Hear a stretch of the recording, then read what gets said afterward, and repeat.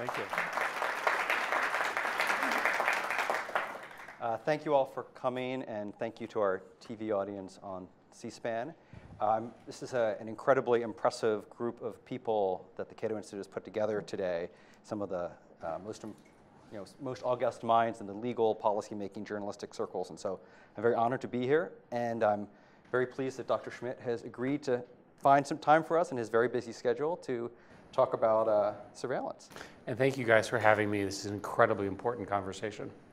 Great. So I'm going to, just so you know, I'm going to ask a few questions about halfway through. I'm hoping to open up the floor to questions. So if there's something you've been dying to ask Eric Schmidt for many years, this is your opportunity. So for now, I'll start off here.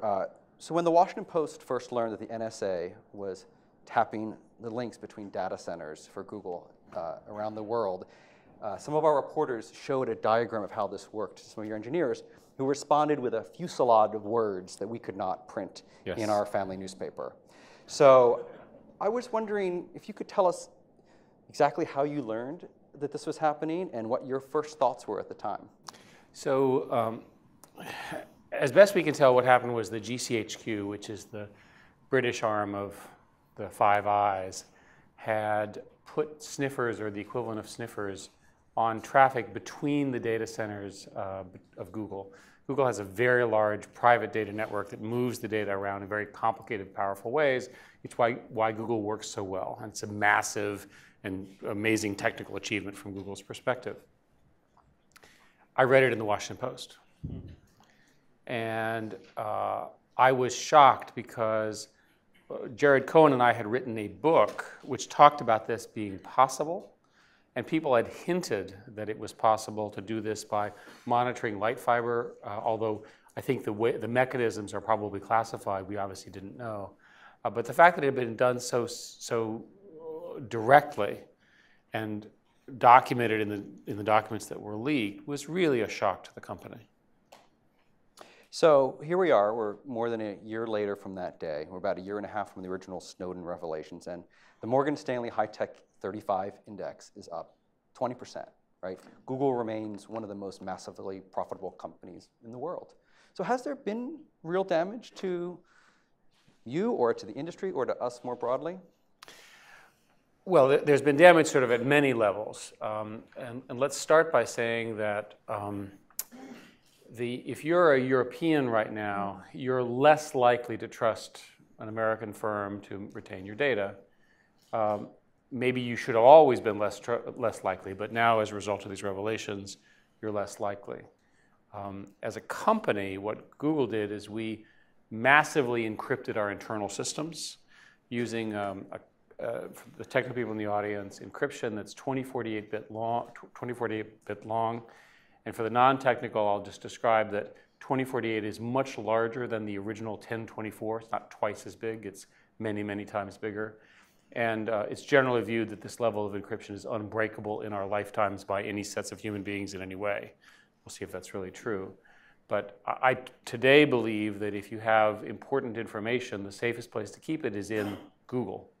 And I can assure you the safest place to not keep it is anywhere else because of the level of attacks. First, the Chinese attack, and then later the NSA, GCHQ, whatever you want to call it, attack.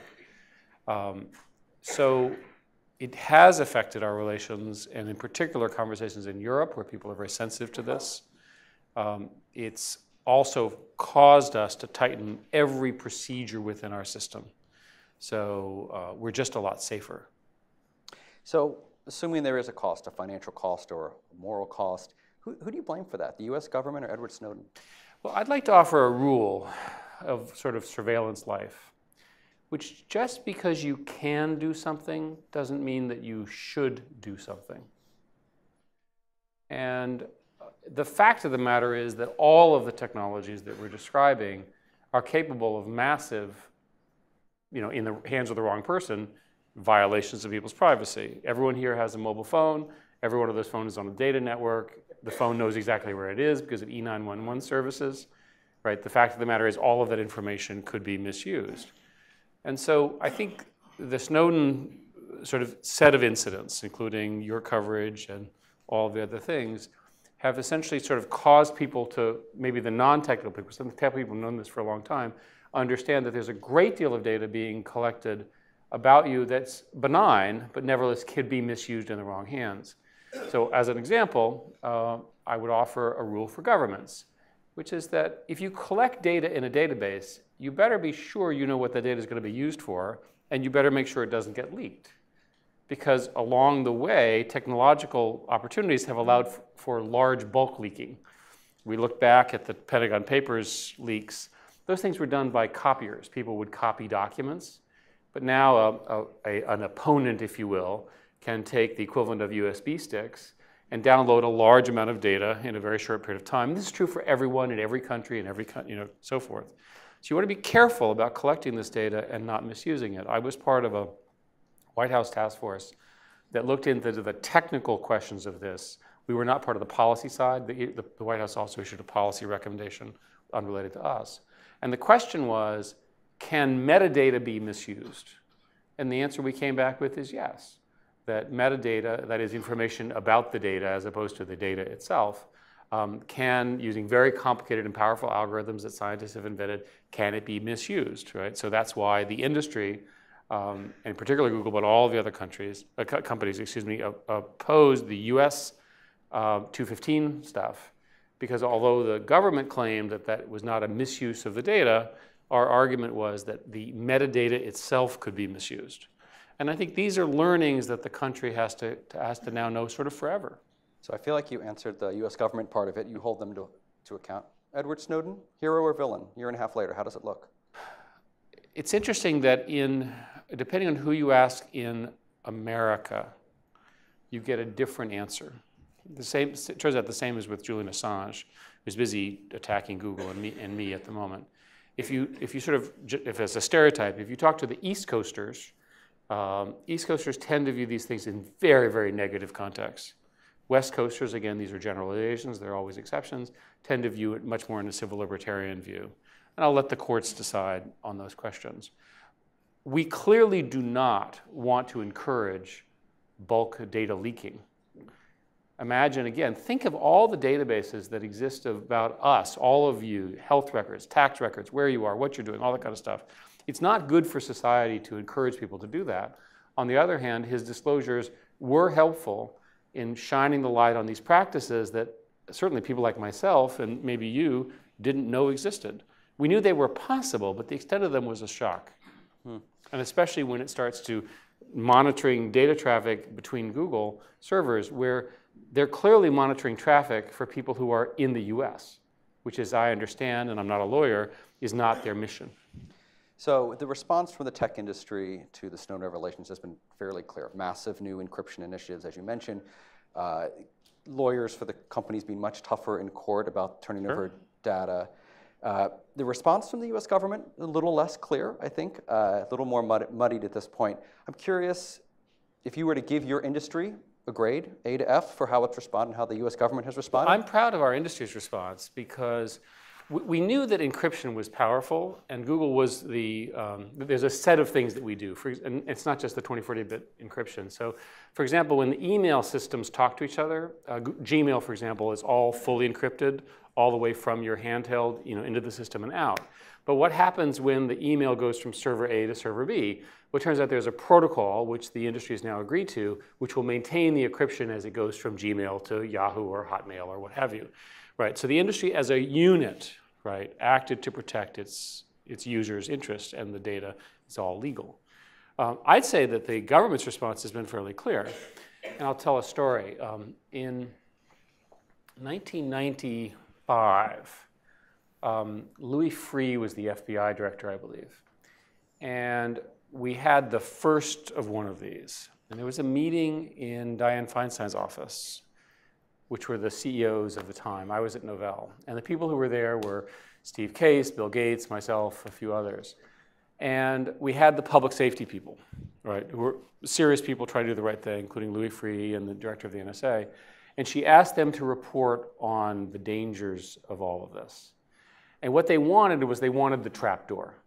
They wanted the trapdoor, this was stimulated after the V chip, the idea that the government could with a warrant or some other mechanism, go in there and watch all the email traffic. And I remember distinctly sitting there, listening to these presentations and saying virtually all criminals now use email, right? And what we want to do is we want to be able to watch the email.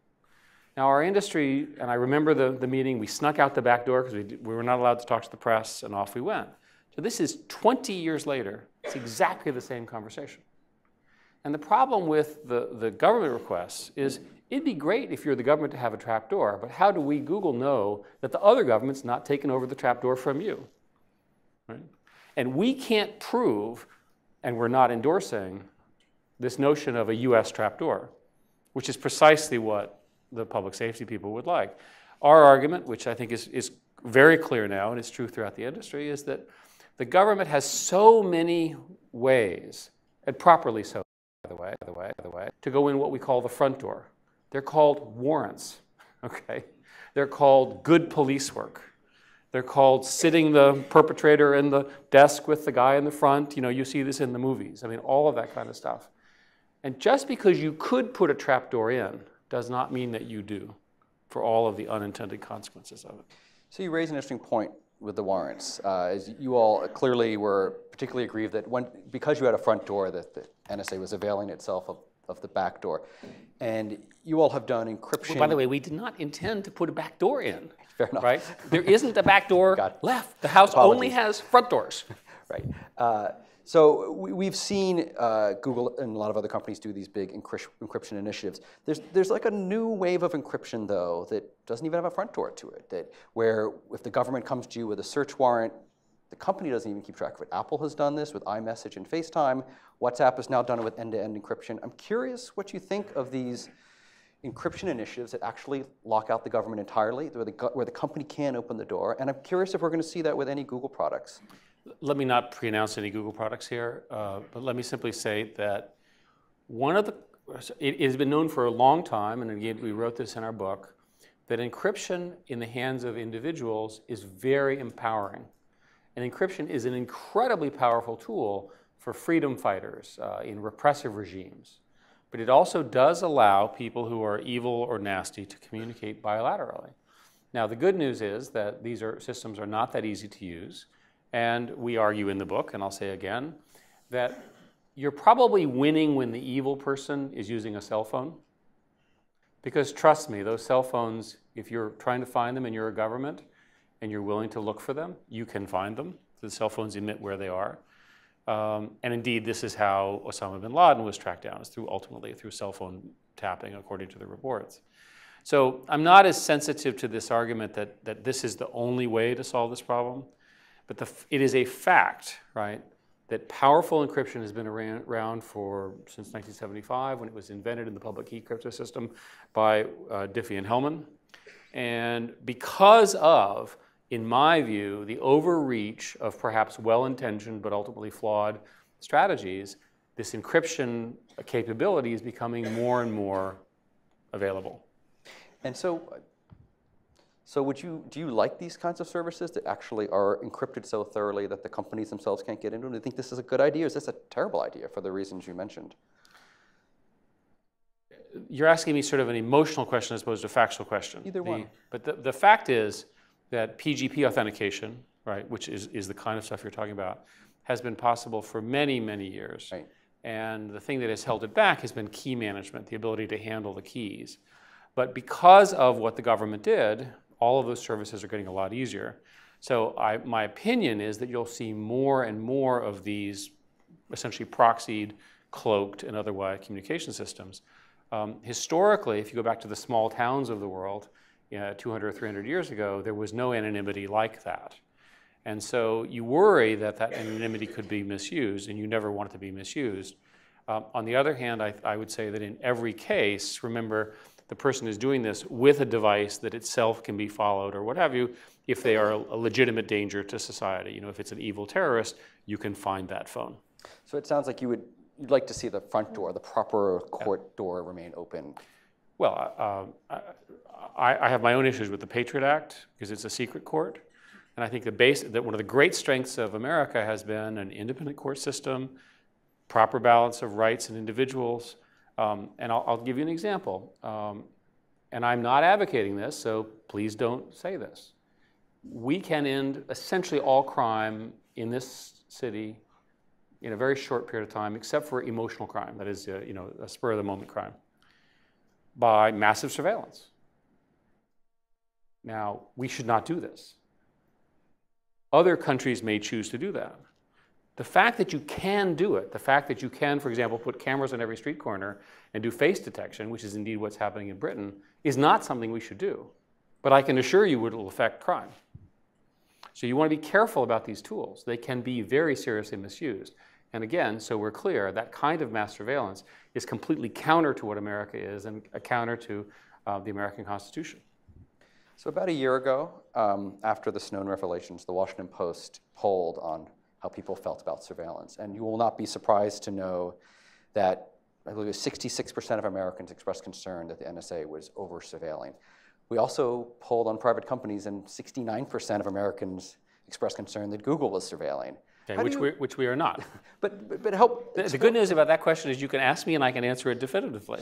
But the answer is no. You do collect a lot of data, right? You don't, presumably you don't. The data shows up in the normal course of operations. Right, and you use that data to serve ads, and that's sort of essential to your business model. Fair? That's fine. Okay. So for those Americans who are concerned, and in a way that's in roughly similar numbers to concern about NSA, what can you say to them about Google and the way private sector collection works that's different than government? As a general statement, I think that people are very concerned about privacy. And I think that the recent illegal disclosures of personal information and photos, the Sony attack, the Jennifer Garner attacks, all that kind of stuff, heighten this sense that there's this thing that's out of control and is dangerous.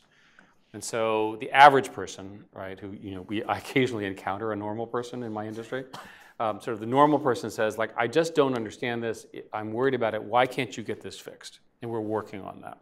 So I think a lot of these questions really come back to, am I safe on the internet? Am I about to be attacked by a virus? Is my personal information about to be disclosed to everyone? And so forth and so on. So Google has a series of answers to that. But I think that's what's driving it. I also think that's what's driving a lot of the concerns in Europe, right? That people are correctly worried that incredibly important information about them, to them, private information will somehow get released. So in Google's case, we have a whole bunch of mechanisms. We have a page which will allow you to control what we retain about you. And I invite you to take a look at it. It's called the dashboard. There's also a way in Chrome to browse called incognito browsing, where no information of any kind is maintained about what you're doing. So, and those are publicly, anyone can use them, good people, bad people, can't tell if they're good or bad people, whatever.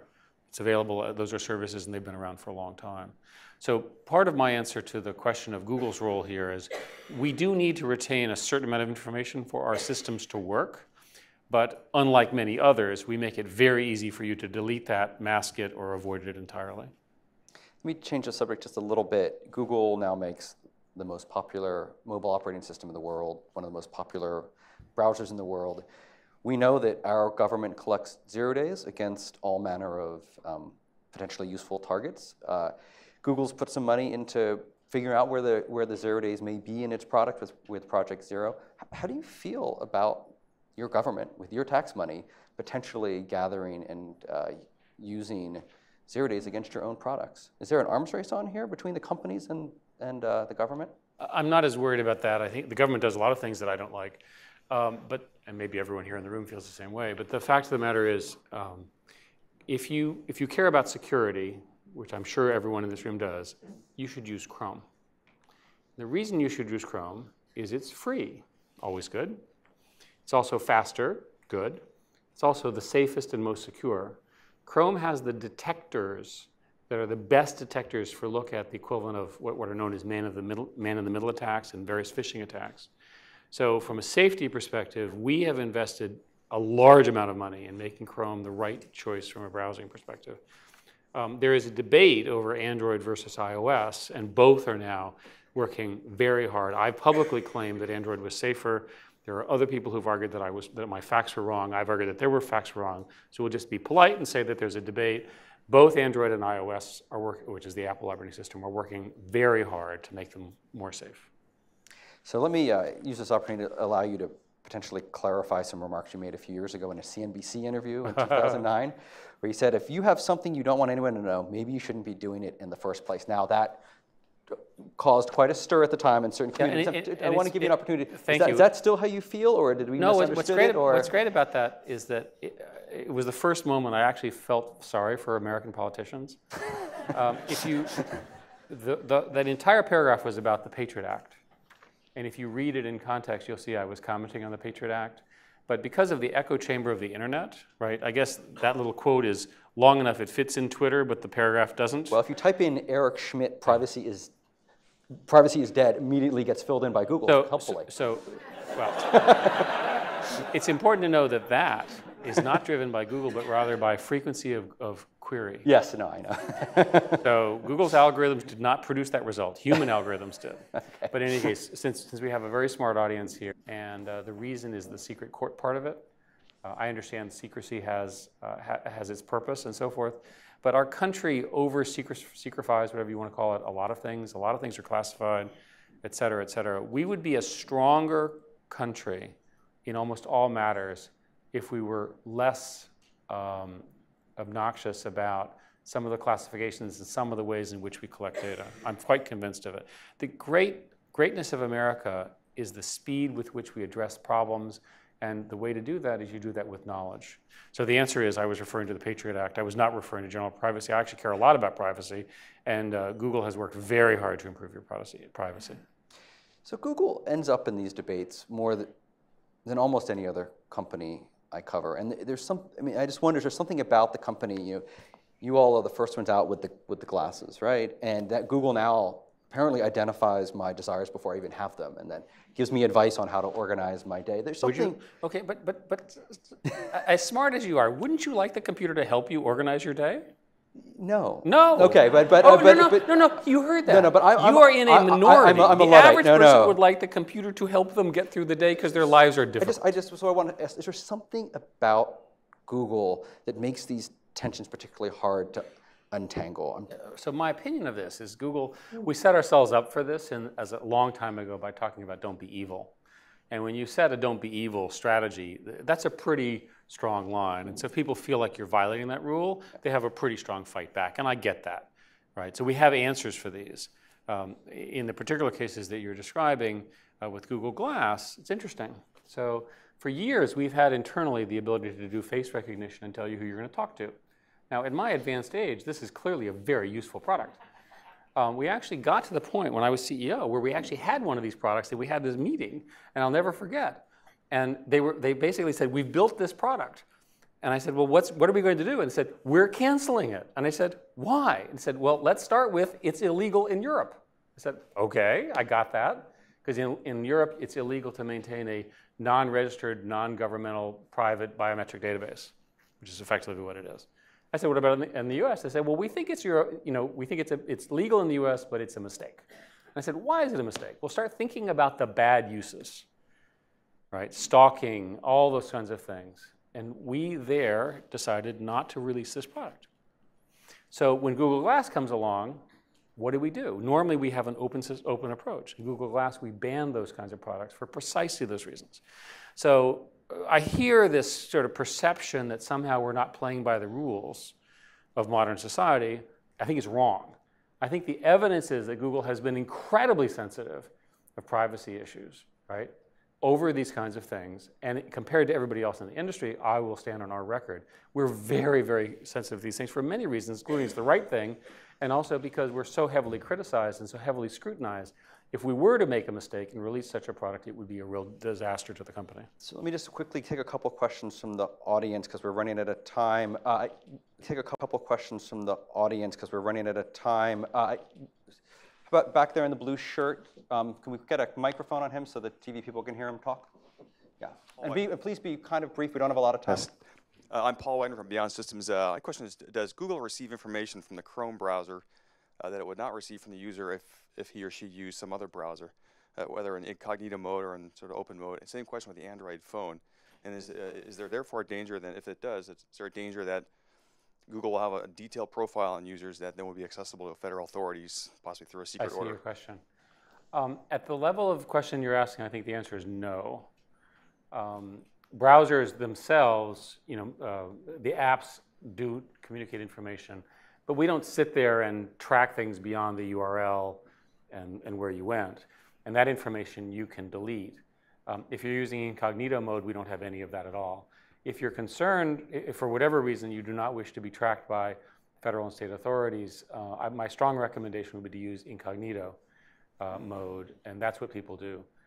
The problem with incognito mode is that you then lose the authentication services and the other data retention services where we retain the information long enough to make the algorithms better. And again, you can control the length of time that it's retained, but if your position is I want zero retention, you use incognito mode. Okay, let's take one more question in the front here. Can we get a microphone?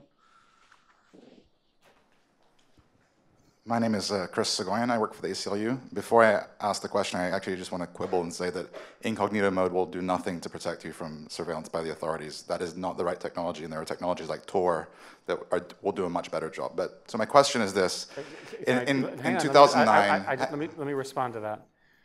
I'm referring to Google's part of that. Using Tor is a whole nother conversation, which may or may not be appropriate in certain situations, and we can discuss Let me quickly ask this question. In 2009, you were interviewed by NPR, and you were asked by the host of the show why Google collected and retained data about users, and you gave two reasons. The first one being what you described before, which is Google needs a certain amount of data in order to provide the services that it does to its customers, to mine data and figure out what they want to do. But the second reason you gave in that interview was to hand it over to law enforcement agencies in response to a subpoena or search warrant. That was a very surprising response, and I wanted to give you the opportunity to correct the record. Does Google collect data in order to provide it to law enforcement agencies later? So again, I may have misspoken, or you may not have misheard my request. There are plenty of situations where the law effectively wants or requires tracking. And in Europe, for example, there's something called the European Data Privacy Initiative, which started this. And the way to understand this is that there's a balance of interest between civil liberties and short-term police action. And if you look at police action, most of the time when police need information, they need relatively recent information. So we negotiated for a long time over all of these issues, and we came down with roughly a 12-month number, which is that from a standpoint of public safety, that kind of retention was sort of 12-ish months, and that's roughly where the standards have been set. So that's what I meant to say, if that's helpful. And this was not our choice. This was essentially forced on us by governments. Think about it as governments, the police are going to want to have something that they can subpoena in most of these countries, right? Especially for a legitimate police case and so forth and so on. And that was ultimately how and that's true across the industry. We have time for maybe one or two more questions right there. Can we get a microphone for this gentleman here and 4 rows back, 3 rows back? Can I sneak one in? Sure. Oh, Julian, fire away. Julian from Cato. Because you mentioned key management, you reminded me I had written a piece a couple of years back suggesting that, hey, Google was in a sort of unique position as a kind of de facto identity provider to solve, to some extent, the key management problem, to make strong end-to-end encryption something that was not sort of just for geeks, but a kind of usable mass phenomenon. And the response I got from a lot of people was, you got to be kidding me, their business model is collect a bunch of data, store a bunch of data, and use that to serve ads and for other purposes. So why would they, make data less accessible to them? They don't have any economic incentive. And now, I think some months ago, it was announced that there was a sort of test phase of trying to make that end-to-end encryption a feature that was compatible with Gmail. And I guess I wonder, how do you balance those things? The people who are making these claims don't understand how Google works. Google's job is to build stuff that delights customers. And when governments illegally invade their privacy, that's like a negative, right? So it's easy to understand why we would try to make these systems stronger. We don't make the decisions based on revenue. We make the best on really delightful products. And security and privacy are a key part of them. And that's literally how the decisions are made. Yes, sir. Please. Sorry, can we get the mic up here again? Or do you already have one? Oh, here.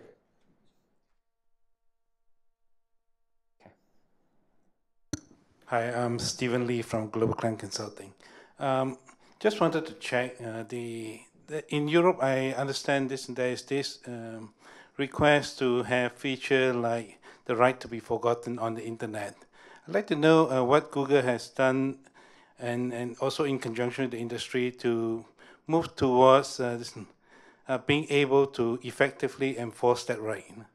So thank you for asking. In May, we lost a court judgment at the European Central Court of Justice, and what they found, which in the European system is like the Supreme Court, forces the following. The order says Google shall, as opposed to anyone else, determine if information is from a non-public person and of non-public interest. And if it's from a non-public person and non-public interest, we are required to remove it, even if that information is retained on, for example, newspaper sites. The particular court had to do with a fellow who had a tax problem in Spain 20 years ago, and he wanted that result removed, even though the newspaper is protected by the Spanish civil laws. So we have been forced to do that. There are more than 150,000 requests. Roughly speaking, we grant slightly less than 50% of these requests based on the criteria. If people are rejected by us, they complain about Google's choice, and they have, in theory, they have a right to appeal to their governments, although it's unclear to me. And we've had to spend a great deal of money to implement the system. It is by force of law, and it covers the 28 European countries and European citizens. Sure, can we take, just in the US, there is no such law. we'll take one last question right there. Can we get a microphone for this gentleman in the fourth row?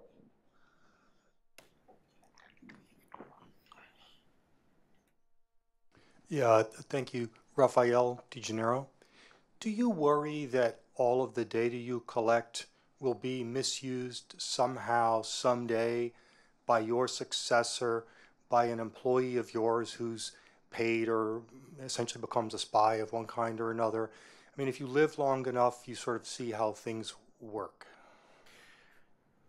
We do, and here's how we think about it. If there were a data breach that was by an internal person at Google or something, it would be terrible, obviously for the person breached, but also for the reputation of the company.